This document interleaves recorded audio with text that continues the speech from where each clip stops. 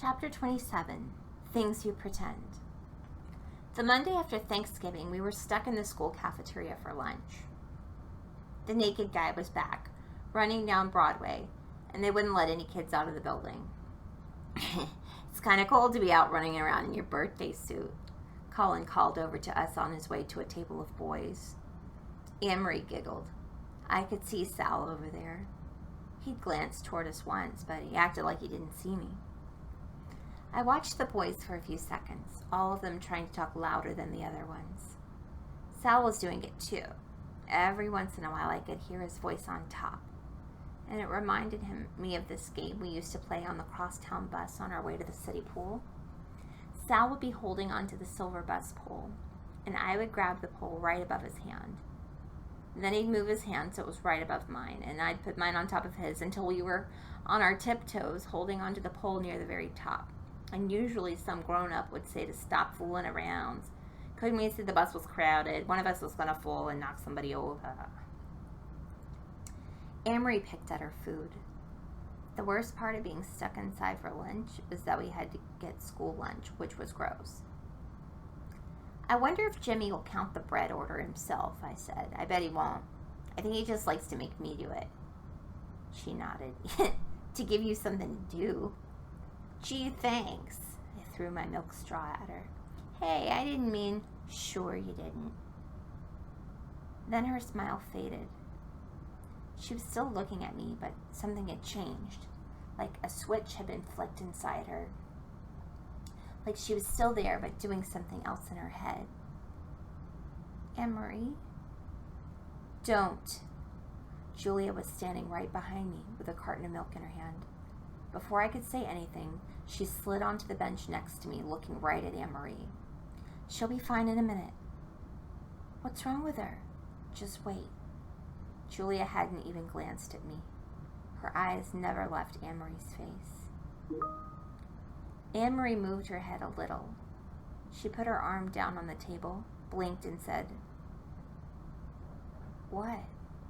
As if she had maybe missed something I just said. Are you okay? I asked. Julia hit my knee with hers under the table. Don't ask questions, she hissed. Amory noticed her just then. Oh, hi, Julia, she said, and a smile came over her face. Julia smiled back. Hi. Then she turned to me. So, Miranda, how's the playground going? For Main Street, I mean? She wanted to talk about Main Street? Now? Her eyes held mine. I heard your proposal was approved. Congratulations. Congratulations? Thanks. Will there be swings?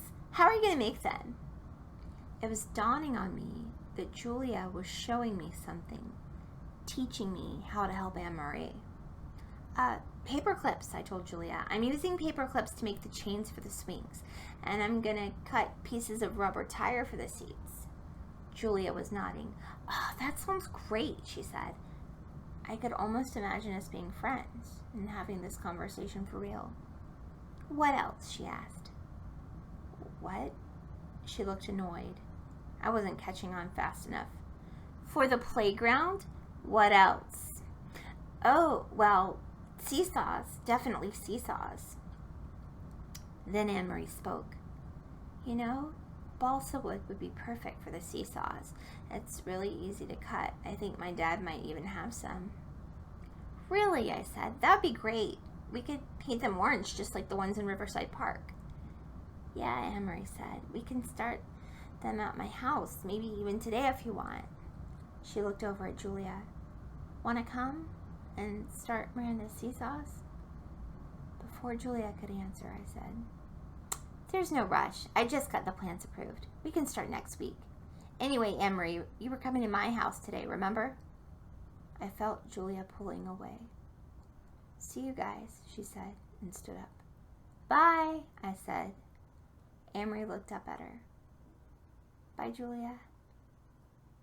A few minutes later, the PA system crackled to life and Amory was called to the nurse's office.